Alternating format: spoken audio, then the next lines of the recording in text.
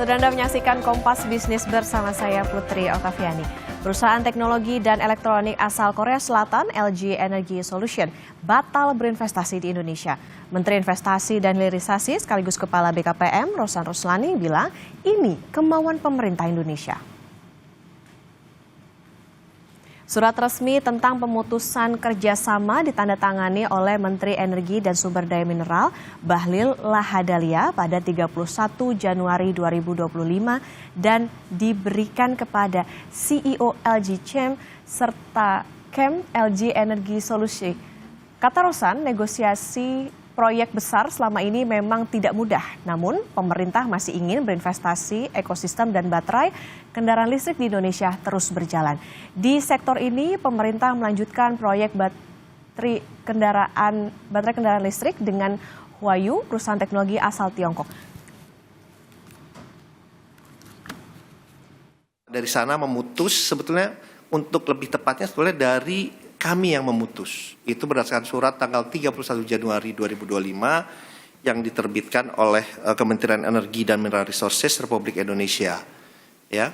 Itu kenapa dikeluarkan surat itu, karena memang negosiasinya ini sudah terlalu lama. Sedangkan kita kan ingin semua ini berjalan dengan baik, dengan cepat, karena negosiasinya sudah berlangsung 5 tahun. 5 tahun. Jadi kan nggak mungkin proyek itu lama gitu. Nah, jadi oleh sebab itu dikeluarkan surat oleh Pak Bahlil mengenai ini surat tertanggal 31 Januari tahun 2025 yang dikirimkan oleh Pak Bahlil kepada CEO dari LG Chem maupun LG Energy Solution. Ya, jadi surat itu dikeluarkan karena memang dari Huayu itu memang berminat untuk berinvestasi karena mereka juga teknologinya juga sudah ada dan mereka hanya mereplace atau menggantikan posisi dari LG. Presiden Prabowo Subianto tidak khawatir perusahaan Korea yaitu LG batal berinvestasi dengan nilai hampir 130 triliun rupiah. Presiden bilang Indonesia adalah negara besar. Kita kerja dulu untuk rakyat, ya. Pak, soal LG hengkang, Pak. Perusahaan LG hengkang dari Indonesia. LG hengkang untuk investasi di Indonesia. Hengkang dari investasi baterai listrik di Indonesia, Pak. Kira-kira mungkin dari perusahaan lain atau dari negara lain kerjasamanya, Pak? Ya pasti ada, tenang aja, ya. Indonesia besar, Indonesia kuat, ya. Indonesia cerah. Ya. Spekulasi batalnya investasi LG Energy Solution dari proyek baterai kendaraan listrik atau EV di Indonesia berkembang ke isu pelaksanaan MBG dan UTNI. Tetapi Wakil Ketua MPR Edi Suparno bilang hal itu tidak ada korelasinya pada keputusan investasi. Saya kok tidak melihat ada relevansinya ke sana ya. Jadi saya nggak berani berkomentar karena menurut saya benang merahnya itu nggak ada di situ. Ya, tetapi mungkin ada pandangan seperti itu, tapi mohon maaf saya mungkin belum bisa berkomentar karena saya belum lihat ada relevansi yang erat terkait dua hal tersebut. Itu karena keputusan investasi kan dilakukan berdasarkan berbagai aspek yang dasarnya adalah keekonomian dan komersial. Apa dampak batalnya investasi LG ke ekosistem baterai listrik di Indonesia dengan nilai hampir 130 triliun rupiah? Kompas Bisnis akan tanya langsung ke Direktur Next Indonesia, Heri Gunawan. Pak Heri, selamat pagi. Selamat datang di studio Kompas TV. Pak Heri, kita ke penjelasan Menteri Investasi dan Hilirisasi Rosan Roslani bahwa yang membatalkan itu adalah Indonesia karena negosiasinya sudah berlangsung selama 5 tahun. Apakah tepat dan bisa diterima investor penjelasan ini, Pak? Belum tentu karena gini, investasi LG itu kan rencananya ada dua hal ya. Yang pertama, LG dengan Hyundai Group di Indonesia ya itu sudah jalan. Nah, kemudian yang kedua, konsorsium LG yang itu kemudian bekerja sama dengan IBC. IBC itu konsorsium Antam dengan Inalum. Ya, yang bosnya itu adalah Main ID. Nah, kemudian Main ID sudah sekarang diambil oleh Danantara. Nah, itu ada dua hal. Jadi pertanyaannya yang disampaikan oleh Pak Rosan, yang dibatalkan tuh yang mana? Katanya kan 31 Januari. Jangan lupa Februari itu masih ada RDP antara DPR dengan IBC. Nah, IBC itu waktu itu bilang, jadi ternyata IBC itu pengen mengakuisisi 5% saham yang proyeknya dari LG dengan Hyundai ini. Ini yang mau diambil. Jadi mau diambil 5%, katanya sudah ada tanda tangan MOU, kemudian juga head of agreement sudah ada tanda tangan. Nah, ketika ingin melakukan due diligence, itu dokumen-dokumen yang diperlukan supaya IBC ingin melakukan bisa memvaluasi dengan tepat berapa sih nilai 5% itu sepantasnya. Nah, ini yang tidak diberikan. Versinya ini ya IBC tidak diberikan oleh LG. Nah, bisa jadi memang LG nggak mau gitu. Misalnya gini, mungkin bahasanya LG, loh kan kita udah punya perjanjian, kita mau bikin sendiri, ngapain kalian masuk ke sini, kan kira-kira gitu. Kan LG dengan IBC mau bikin sendiri, tapi kok IBC mau masuk di proyek yang bersama dengan Hyundai. 5% ini juga kan ada tanda tanya besar gitu. Yang disampaikan oleh Pak Rosan tuh yang mana gitu. Nah itu harus jelas dulu. Nah ini persoalannya akan berimplikasi tidak baik persoalannya ya kepada investasi yang ada di Indonesia.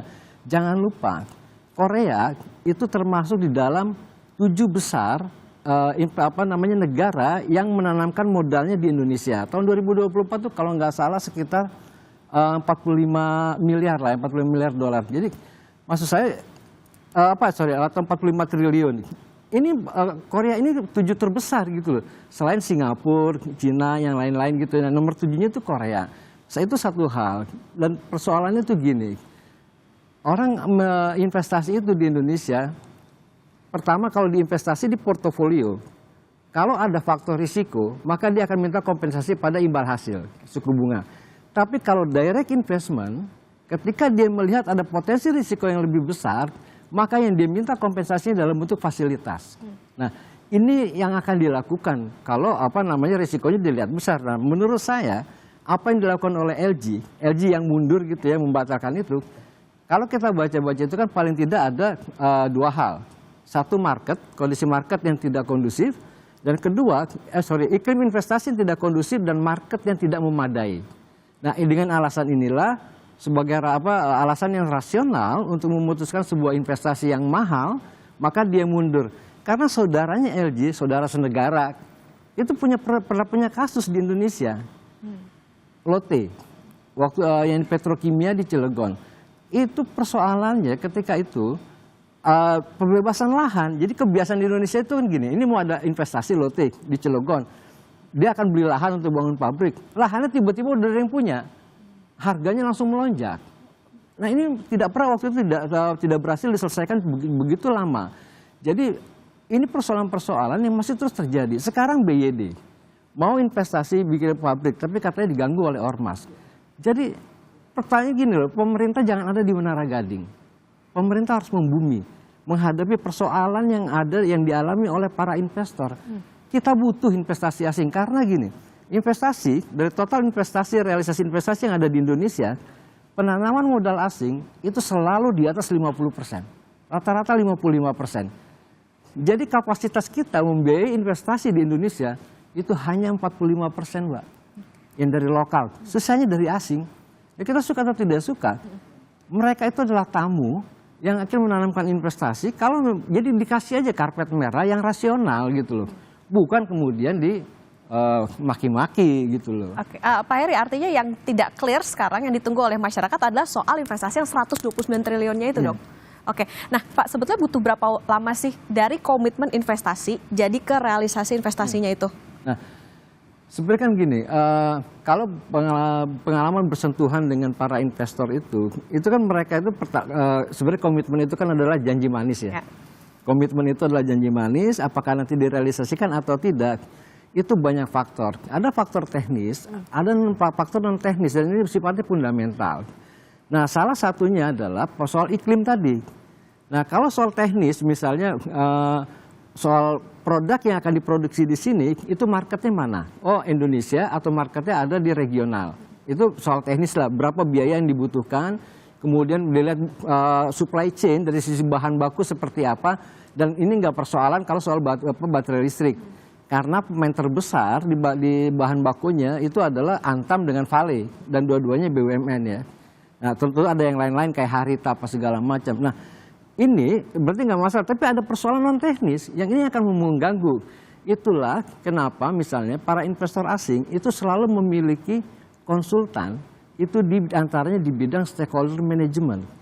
Dia melakukan analisis terhadap perkembangan politik, perkembangan bagaimana pemerintah melakukan treatment terhadap regulasi, bagaimana arah kebijakan pemerintah. Nah ini akan pengaruhnya sangat besar gitu. Oke, berarti bisa dikatakan gini Pak, kalau tadi di LG nih kayaknya agak-agak bimbang nih gitu investasi di Indonesia. Berarti kalau Pak Heri sendiri melihat kondisi market sama iklim investasi di Indonesia saat ini seperti apa kalau dibandingkan dengan tadi pertimbangannya misalnya situasi politik dan lain sebagainya?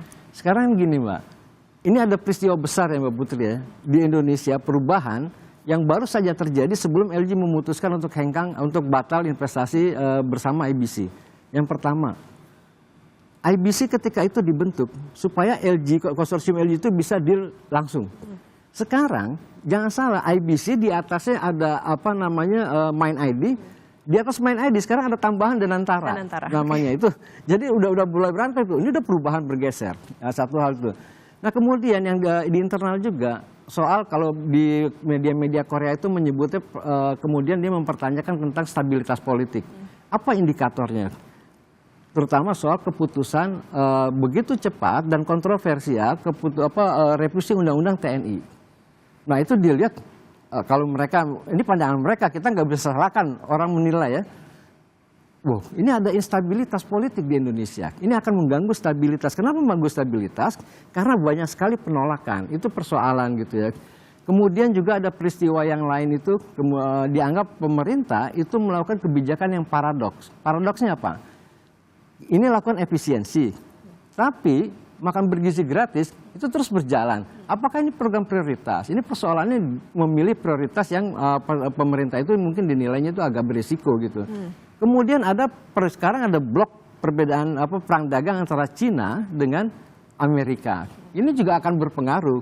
Kenapa? Produk yang akan dibuat di Indonesia itu oleh LG nanti itu kan akan dikirim juga ke luar negeri. Persoalannya Korea ini kan biasanya selama ini itu bloknya selalu ke Amerika. Ya. Nah, bisa dibayangin sekarang dalam kondisi kayak gini penyerap pasar electric vehicle terbesar di dunia saat ini itu adalah Cina. Itu sekitar 40-45%. Cina, yang kedua Eropa, Amerika gitu. Nah, jadi kalau Cina itu kemudian bermasalah dengan Amerika gitu ya. Nanti rentetannya negara-negara yang menjadi bagian dari ekosistem bisnisnya, ekosistem kebijakan ekonominya Amerika, itu bisa jadi masalah dengan Cina. Nah, ini pasarnya 45%, gimana coba?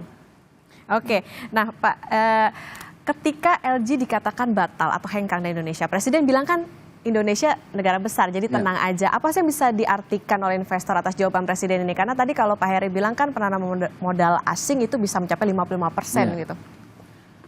Nah ini menurut saya khawatir ya mudah-mudahan tidak. Presiden itu tadi saya bilang saya khawatir pemerintah ini tidak menginjak bumi.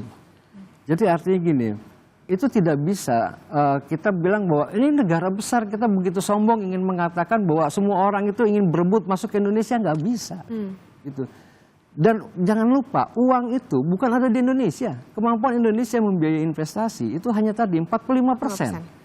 55% itu adalah penanaman modal asing. Ini yang direct investment dan ini yang menyerap tenaga kerja. Nah ini yang langsung juga pajaknya dirasakan oleh negara. Nah kalau mereka diperlakukan dengan cara, you mau masuk sini syukur, nggak mau masuk ya udah. Nggak gitu caranya gitu. Nah seharusnya kita melakukan evaluasi. Evaluasinya itu tadi bagaimana konsistensi kita dari sisi regulasi segala macam. Ini yang saya khawatirkan, pernyataannya Presiden itu jangan sampai itu diinterpretasikan oleh orang, oh Anda nggak perlu kami, Anda nggak perlu investasi asing, oh Anda nggak tahu ada persoalan, Anda nggak tahu misalnya gitu ya, BYD mau bangun pabrik kemudian bermasalah dengan ormas, misalnya kayak gitu. Anda juga nggak tahu dulu Lotte misalnya mau bangun pabrik petrokimia di Indonesia, di Cilegon itu susah sekali membebaskan lahannya karena tiba-tiba lahannya ada yang menguasai, misalnya kayak gitu. Itu kan menjadi mohon maaf ya, menjadi presiden yang tidak membumi, yang tidak menginjak bumi, dan ini berisiko. Gitu. Pak, ini berarti bisa dikatakan jadi sikap yang ditujukan ketika kalau tadi Menteri SDM Bahlil Lahadalia bilang tenang aja kan akan ada investor dari Cina yang mana itu adalah Huayu gitu. Apakah ini menjadi cerminan dari karena apa adanya investasi yang katanya diganti dari LG dari Korea ke Cina ini? Nah iya, tiba-tiba berita LG muncul bahwa mereka itu membatalkan investasi, hanya cukup 1-2 hari. Pak Rosan dan Pak Bahlil sudah bisa bicara bahwa nanti lead konsorsiumnya itu diganti dengan Huayu, itu perusahaan asal Cina yang sebelumnya tahun 2023 menjadi anggota konsorsium. Setelah itu namanya nggak pernah disebut lagi, tiba-tiba sekarang mau jadi memimpin konsorsium. Hati-hati, kita punya pengalaman yang pahit dengan Cina. Itu di kereta cepat. Di kereta cepat itu kan kejadian itu. Kita investasi, kita BUMN kemudian bikin konsorsium. Nah, konsorsiumnya ini deal dengan perusahaan Cina, kemudian bikin lagi konsorsium baru namanya PT Kereta KCIC ya, Kereta Cepat Indonesia Cina. Dari B2B, kemudian akhirnya bebannya dialihkan ke negara. Oke. Nah, jangan sampai niat baik kita investasi di hilirisasi pertambangan dalam hal ini, nanti kemudian dari B2B ini larinya nanti nggak ke pemerintah tapi ke Danantara. Danantaranya yang badan, sama aja ke pemerintah gitu. Oke, Pak Heru, nanti kita lanjutkan usai jeda Pak Ya. terkait dengan pembicaraan ini. Ya, saudara, tetaplah bersama kami di Kompas Bisnis. Masih di Kompas Bisnis, saudara, bersama dengan Direktur Next Indonesia, Pak Heri Gunawan yang masih berada di studio Kompas TV. Pak Heri, media lokal berbahasa Korea Business Daily bilang kalau salah satu penyebab batal investasi itu karena MBG. Nah, karena pemerintah ini akan menyedot pajak secara besar dan mengurangi relaksasi pajak perusahaan. Apakah ini ada relevansinya, Pak? Meskipun MPR bilang ini nggak ada benang merahnya. Memang kalau MPR bilang ini tidak ada benang merahnya, kalau directly tidak. Tapi ini kan dilihat soal komitmen pemerintah. Ada pola prioritas kebijakan yang paradoks. Misalnya gini, pemerintah lagi teriak soal efisiensi anggaran, makanya dipotong-potong. Nah, termasuk yang dipotong itu misalnya adalah anggaran untuk kabupaten kota, transfer ke daerah. Tahu nggak Mbak, kabupaten kota yang mandiri di Indonesia. Mandiri itu artinya kalau versinya BPK, dia tuh PAD-nya gitu ya. PAD itu lebih penerimaan asli daerah itu di atas 50%. Untuk membiayai kebutuhan anggarannya. Dari 514 kabupaten kota hanya 7 yang mandiri. Itu kan gila. Nah, ini persoalan artinya gini. Kita lagi efisiensi, tiba-tiba di sini ada kebijakan yang kemudian dilihat oleh orang luar ya. Menghamburkan uang, bukannya tidak bermanfaat loh ya. Gitu. Iya, tidak produktif, itu kan konsumsi ya. Misalnya kasihlah proyek MBG. Nah, ini juga persoalan. Artinya apa? Bukannya MBG itu jelek, apakah momentumnya tepat atau tidak sekarang yang dilakukan. Jadi yang dilihat kemudian adalah soal konsistensi pemerintah dalam melaksanakan kebijakan atau mengambil kebijakan. Nah, ini yang dilihat. Jadi memang tidak langsung, akhirnya gini, efeknya gini kan, kalau sekarang bisa jadi gini, kalau sekarang saya investasi katakanlah 50 triliun, Anda kasih saya tax allowance itu pembebasan pajak, itu sekitar 25 tahun misalnya, jangan-jangan nanti Anda cabut baru 5 tahun, karena Anda tidak konsisten dalam melaksanakan kebijakan. Loh, kan ini membuat orang was-was, nanti berganti pemerintahan, dicabut ini, segala macam dievaluasi. Nah ini maksudnya kan ke situ soal inkonsistensi, bukan persoalan apakah MBG ini berpengaruh pada LG, tidak gitu ya. Nah, kalau itu tadi MBG Pak, kalau misalnya soal revisi UU TNI gimana? Karena media yang sama menyebutkan bahwa revisi Undang-Undang TNI ini juga cukup berdampak, tapi MPR bilang itu sebenarnya nggak ada hubungannya. Ya. Nah ini ada dampaknya nggak sih Pak? Itu ada dampaknya itu gini, memang lagi-lagi secara tidak langsung. Pengesahan Undang-Undang TNI, misalkan yang dibuat begitu ekspres, cepat gitu ya, apakah pertanyaannya apakah ini perlu sesegera itu gitu ya. Nah ini dianggap kemudian muncul penolakan dari elemen masyarakat yang begitu banyak dari stakeholder Indonesia. Tapi yang mendukung itu hanya 2, pemerintah eksekutif dan politisi. Nah dengan begitu orang akan melihat ini ada potensi instabilitas pada politik. Kalau ada instabilitas pada politik itu artinya pengaruhnya terhadap investasi. Karena gini Pak, investasi itu ada banyak sekali pertanyaan-pertanyaan ringan kalau kita ngomong sama para investor asing itu beberapa gitu. Misalnya gini, ini ada pergantian presiden. Kira-kira menterinya bakal diganti semua atau tidak? Atau menterinya sekarang bakal ada reshuffle yang tidak? Dia harus bisa memitigasi bahwa kira-kira kalau menteri X pejabat itu arah kebijakannya kemana. Nah, ini kan melelahkan buat mereka, tapi itu selalu mereka lakukan. Gonta-ganti, gitu. gonta-ganti. Iya, gitu, itu. Pak, ya? Nah, ini jadi memang pengaruhnya adalah tadi soal instabilitas politik. Nah, kalau memang ada itu yang harus dilihat oleh media di Korea itu gitu, terkait dengan pengesahan Undang-Undang TNI. Oke, berarti lebih ke bagaimana situasi maupun juga pemilihan dari pemerintah soal bagaimana kebijakan-kebijakan itu mana nih yang paling prioritas sebetulnya. Iya. Oke, Pak, apa sebetulnya dampak dari batalnya investasi LG ini ke target realisasi investasi? Apakah pemerintah perlu waspada soal sekarang LG hengkang, terus nanti apakah akan ada LG yang lain gitu, ibarat ada perusahaan-perusahaan lain?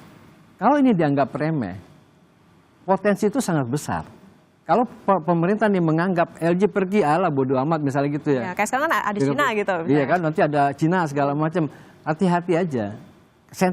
Kalau sentimennya negatif, misalnya kayak gitu bagi para investor sudah ada di sini, dia akan nahan untuk menambah investasinya. Kalau dia mau ekspansi, lebih baik dia tahan. Ini ada resiko tinggi nih, saya mau ekspansi deh, kalau ekspansi tapi kasih tambahan fasilitas dong gitu dari pemerintah. Jadi jangan lupa kontribusi investasi terhadap perekonomian nasional itu 30%, Mbak. Nah, kenapa ini menjadi penting ya, kontribusi investasi terhadap perekonomian nasional dalam 20 tahun terakhir. 20 tahun terakhir itu 2005 ya sampai 2024. Setiap tahun rata-rata kontribusi investasinya Cina terhadap perekonomian Cina itu rata-rata di atas 40%. Rata-rata pertumbuhan ekonominya bisa di atas 8%. India dalam 20 tahun terakhir periode yang sama, setiap tahun rasio investasi terhadap PDB-nya dia, terhadap perekonomian India, itu rata-rata di atas 30% dan pertumbuhan ekonomi India rata-rata di atas 6%. Indonesia pada periode yang sama, kontribusi investasi terhadap PDB itu di bawah 30% dan Indonesia tumbuh stuck di 5%. Pak Prabowo punya semangat tumbuh di 8%. Apa yang dia nggak bisa kemudian, ini ada evidence gitu loh ya, betapa pentingnya peran investasi, karena pada akhirnya investasi konsumsi masyarakat yang sekarang kontribusinya 57% terhadap perekonomian nasional, kalau dipaksakan terus, pada suatu ketika akan bubble. Oke, ini artinya memang ya tidak bisa dipungkiri bahwa sebetulnya negara juga sama-sama butuh gitu dengan investasi asing. Nah, ini tadi yang menjadi catatan bahwa adanya anggapan terkait dengan inkonsistensi dari pola prioritas anggaran itu yang harus jadi catatan, dan juga tadi pemerintah juga harus clear nih sebetulnya investasi kita nih yang mana nih yang harus yang harus diperbaiki, apakah tadi polanya, kemudian juga apakah situasi politiknya dan lain sebagainya. Ini tentu harus jadi catatan bagi pemerintah karena itu tadi ya Pak ya, sama-sama butuh untuk membiayai negara. Oke, terima kasih Pak Heri Gunawan, Direktur Next Indonesia sudah bersama di Kompas Bisnis. Pak Heri, sehat selalu Pak.